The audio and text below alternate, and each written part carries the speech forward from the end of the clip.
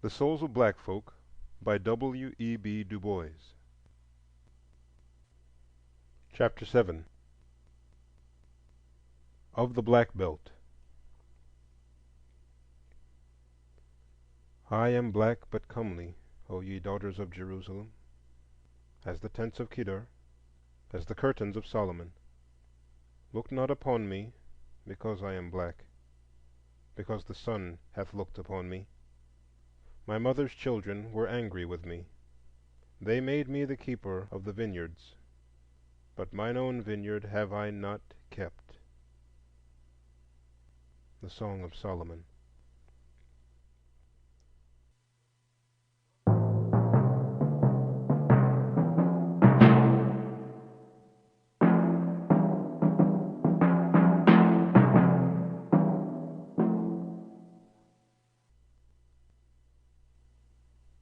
Out of the north the train thundered, and we woke to see the crimson soil of Georgia stretching away bare and monotonous right and left.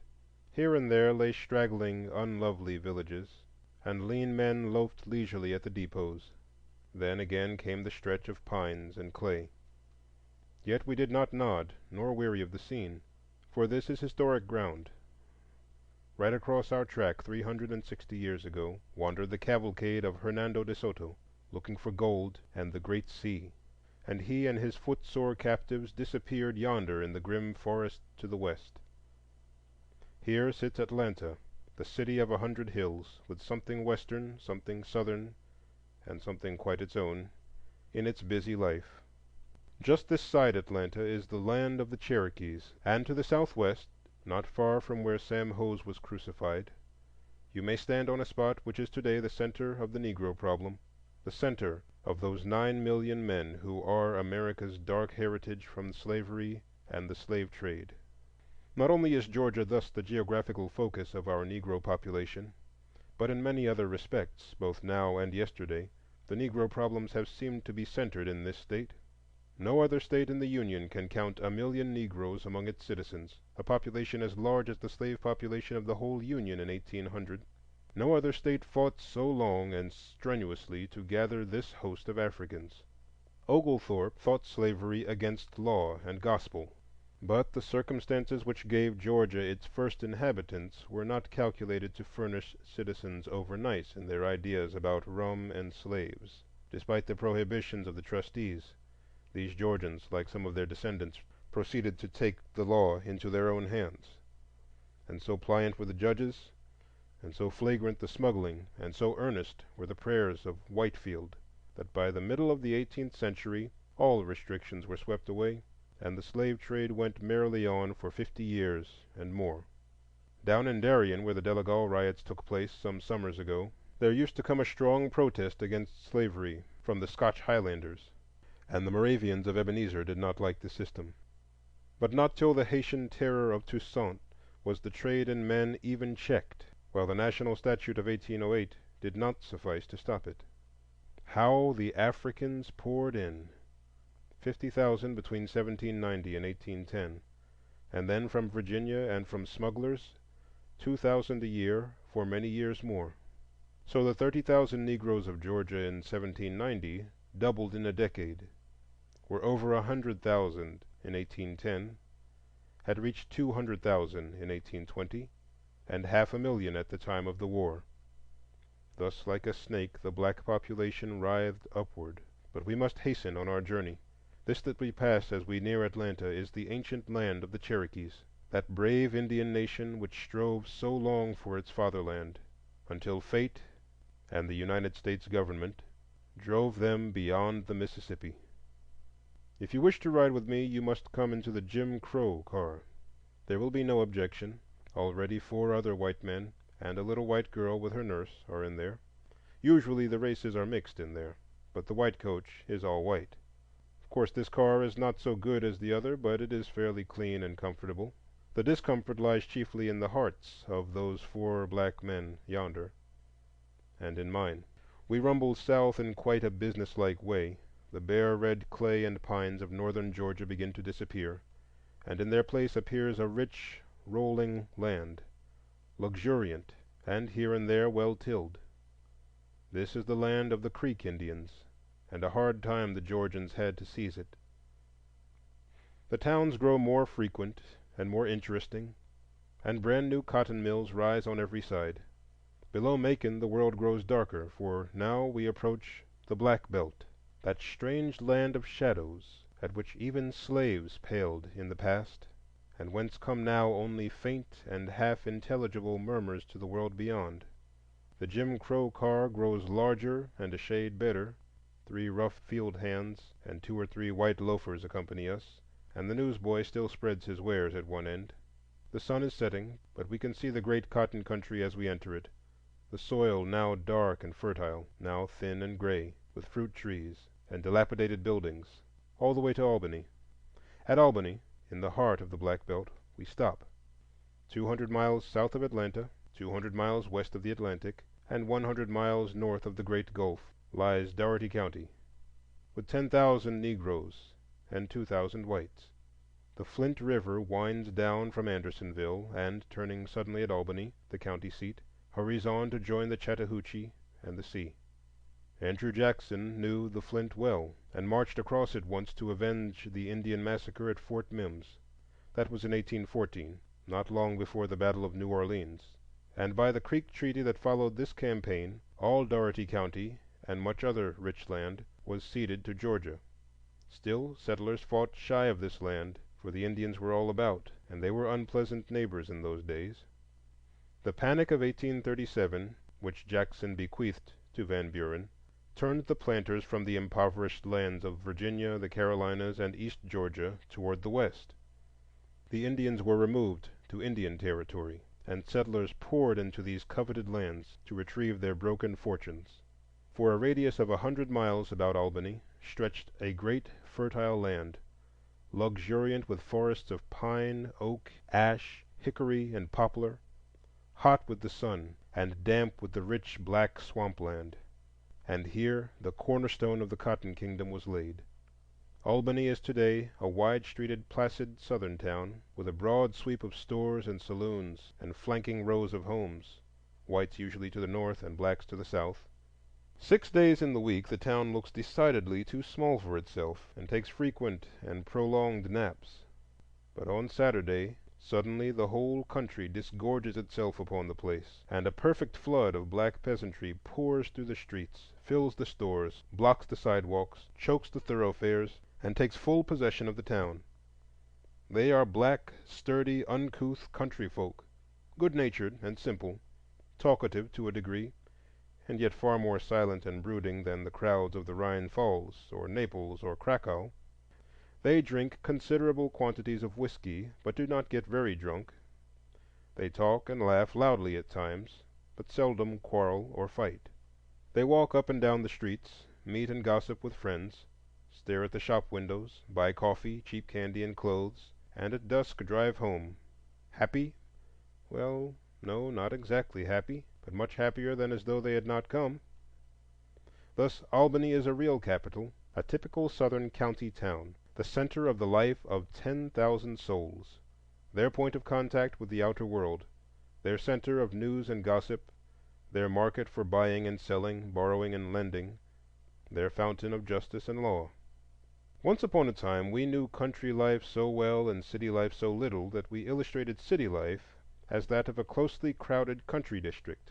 Now the world has well nigh forgotten what the country is, and we must imagine a little city of black people scattered far and wide over 300 lonesome square miles of land, without train or trolley, in the midst of cotton and corn, and wide patches of sand and gloomy soil.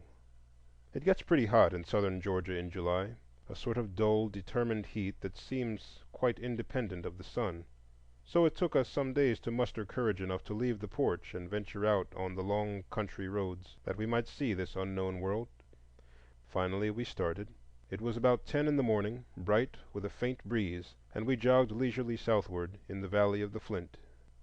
We passed the scattered box-like cabins of the brickyard hands, and the long tenement row facetiously called the Ark, and were soon in the open country, and on the confines of the great plantations of other days. There is the Joe Fields place. A rough old fellow was he, and had killed many a "nigger" in his day. 12 miles his plantation used to run, a regular barony. It is nearly all gone now. Only straggling bits belong to the family, and the rest has passed to Jews and Negroes. Even the bits which are left are heavily mortgaged, and, like the rest of the land, tilled by tenants. Here is one of them now, a tall, brown man, a hard worker and a hard drinker, illiterate but versed in farm lore, as his nodding crops declare.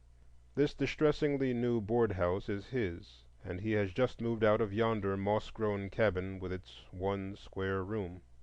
From the curtains in Benton's house down the road, a dark, comely face is staring at the strangers, for passing carriages are not everyday occurrences here.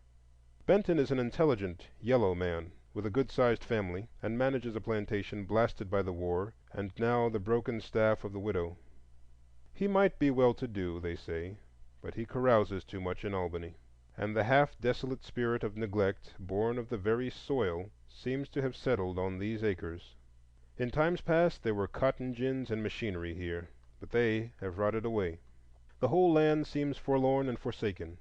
Here are the remnants of the vast plantations of the Sheldons, the Pellets, and the Rensons, but the souls of them are past. The houses lie in half ruin or have wholly disappeared. The fences have flown, and the families are wandering in the world. Strange vicissitudes have met these whilom masters. Yonder stretched the wide acres of Bildad Razor. He died in wartime, but the upstart overseer hastened to wed the widow. Then he went, and his neighbors too, and now only the black tenant remains. But the shadow hand of the master's grand-nephew or cousin or creditor stretches out of the gray distance to collect the rack rent remorselessly, and so the land is uncared for and poor. Only black tenants can stand such a system, and they only because they must. 10 miles we have ridden today, and have seen no white face. A resistless feeling of depression falls slowly upon us, despite the gaudy sunshine and the green cotton fields. This, then, is the Cotton Kingdom, the shadow of a marvelous dream. And where is the king? Perhaps this is he, the sweating plowman, tilling his 80 acres with 2 lean mules and fighting a hard battle with debt. So we sit musing until, as we turn a corner on the sandy road, there comes a fairer scene suddenly in view: a neat cottage snugly ensconced by the road, and near it a little store. A tall, bronzed man arises from the porch as we hail him, and comes out to our carriage. He is 6 feet in height, with a sober face that smiles gravely. He walks too straight to be a tenant. Yes, he owns 240 acres.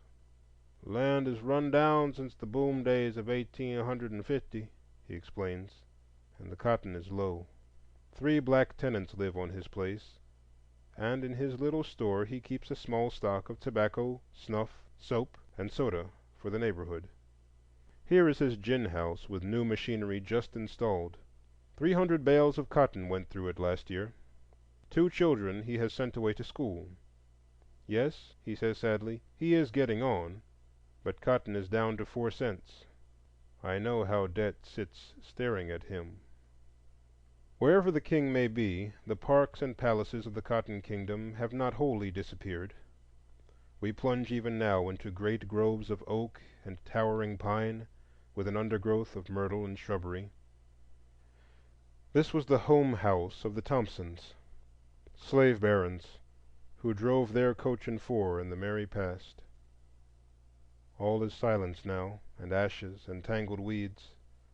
The owner put his whole fortune into the rising cotton industry of the '50s, and with the falling prices of the '80s he packed up and stole away. Yonder is another grove, with unkempt lawn, great magnolias, and grass-grown paths. The big house stands in half ruin, its great front door staring blankly at the street, and the back part grotesquely restored for its black tenant. A shabby, well-built Negro is he, unlucky and irresolute. He digs hard to pay rent to the white girl who owns the remnant of the place. She married a policeman and lives in Savannah. Now and again we come to churches. Here is one now. Shepherd's, they call it. A great whitewashed barn of a thing, perched on stilts of stone, and looking for all the world as though it were just resting here a moment, and might be expected to waddle off down the road at almost any time. And yet it is the center of 100 cabin homes, and sometimes of a Sunday 500 persons from far and near gather here and talk and eat and sing. There is a schoolhouse near, a very airy, empty shed, but even this is an improvement, for usually the school is held in the church. The churches vary from log huts to those like Shepherd's, and the schools from nothing to this little house that sits demurely on the county line.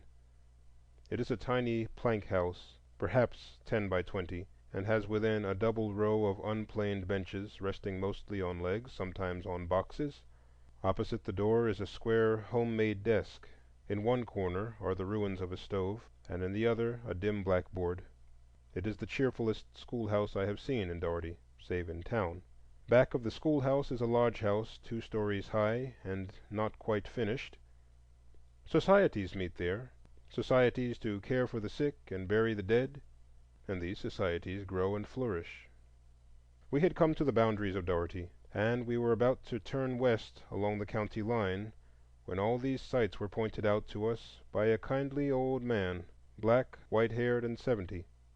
45 years he had lived here, and now supports himself and his old wife by the help of the steer tethered yonder and the charity of his black neighbors. He shows us the farm of the hills just across the county line in Baker, a widow and 2 strapping sons who raised 10 bales, one need not add cotton down here, last year.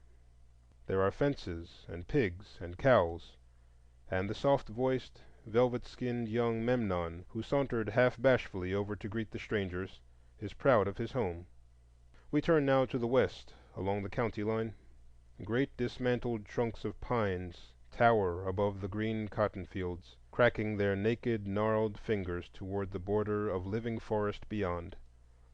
There's little beauty in this region, only a sort of crude abandon that suggests power, a naked grandeur, as it were.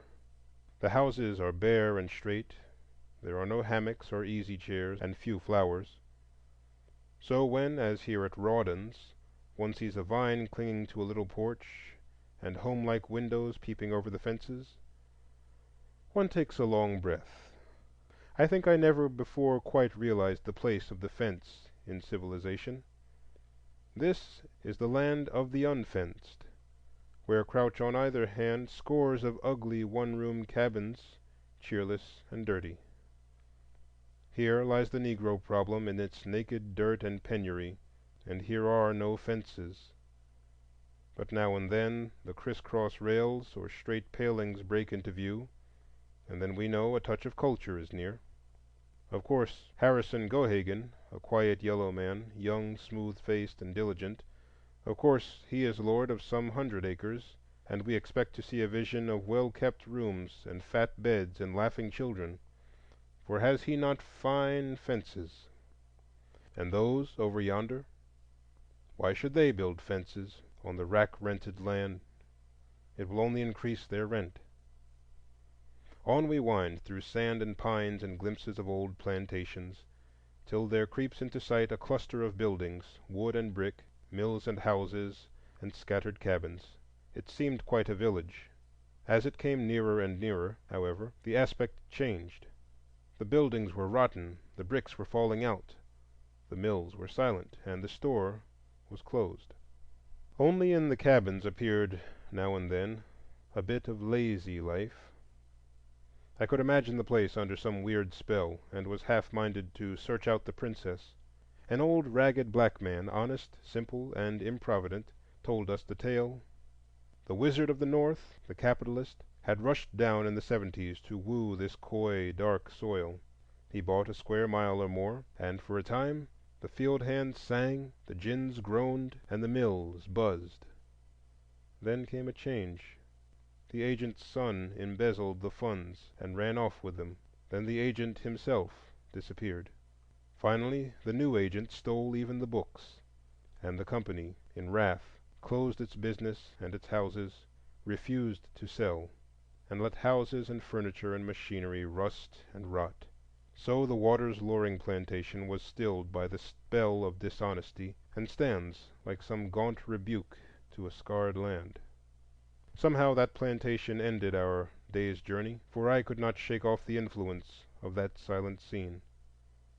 Back toward town we glided, past the straight and thread-like pines, past a dark tree-dotted pond where the air was heavy with a dead sweet perfume. White, slender-legged curlews flitted by us, and the garnet blooms of the cotton looked gay against the green and purple stalks. A peasant girl was hoeing in the field, white-turbaned and black-limbed. All this we saw, but the spell still lay upon us. How curious a land is this! How full of untold story, of tragedy and laughter, and the rich legacy of human life, shadowed with a tragic past and big with future promise. This is the Black Belt of Georgia. Dougherty County is the west end of the Black Belt, and men once called it the Egypt of the Confederacy. It is full of historic interest. First, there is the swamp to the west, where the Chickasawhatchee flows sullenly southward. The shadow of an old plantation lies at its edge, forlorn and dark. Then comes the pool. Pendant gray moss and brackish waters appear, and forests filled with wildfowl. In one place the wood is on fire, smoldering in dull red anger, but nobody minds. Then the swamp grows beautiful. A raised road built by chained Negro convicts dips down into it and forms a way walled and almost covered in living green. Spreading trees spring from a prodigal luxuriance of undergrowth. Great dark green shadows fade into the black background, until all is one mass of tangled semi-tropical foliage, marvelous in its weird savage splendor. Once we crossed a black silent stream, where the sad trees and writhing creepers, all glinting fiery yellow and green, seemed like some vast cathedral, some green Milan builded of wildwood. And as I crossed, I seemed to see again that fierce tragedy of 70 years ago. Osceola, the Indian Negro chieftain, had risen in the swamps of Florida, vowing vengeance. His war cry reached the red creeks of Dougherty, and their war cry rang from the Chattahoochee to the sea. Men and women and children fled and fell before them as they swept into Dougherty. In yonder shadows a dark and hideously painted warrior glided stealthily on, another and another, until 300 had crept into the treacherous swamp. Then the false slime closing about them called the white men from the east. Waist deep they fought beneath the tall trees until the war cry was hushed and the Indians glided back into the west. Small wonder the wood is red. Then came the black slaves.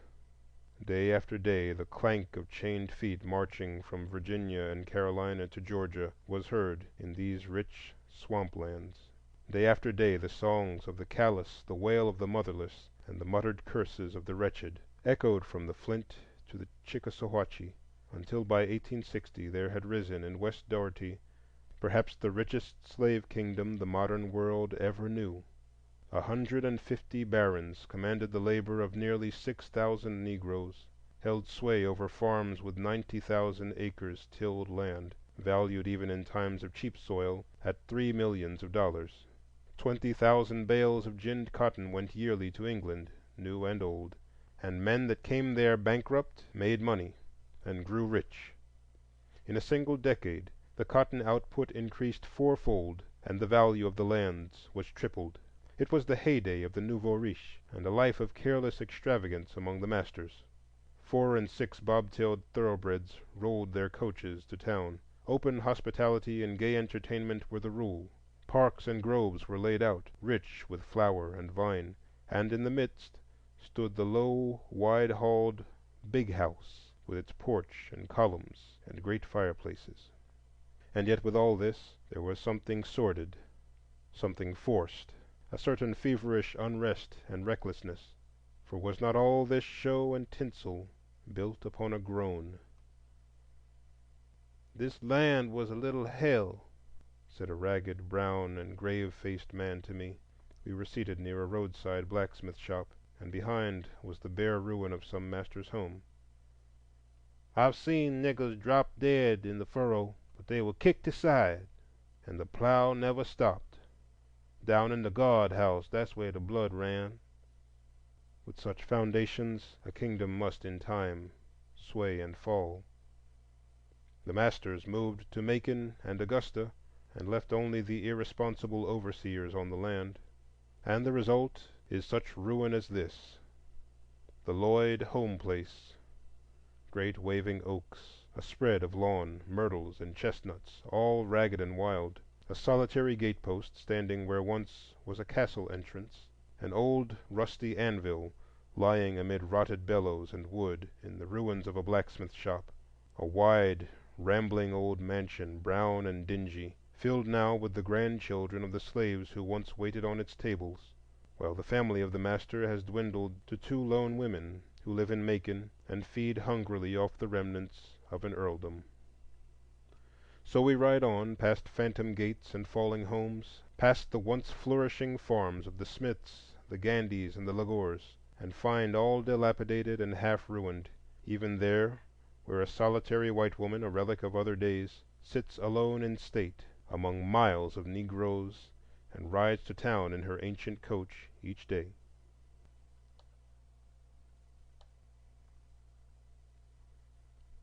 End of Chapter 7, Part 1.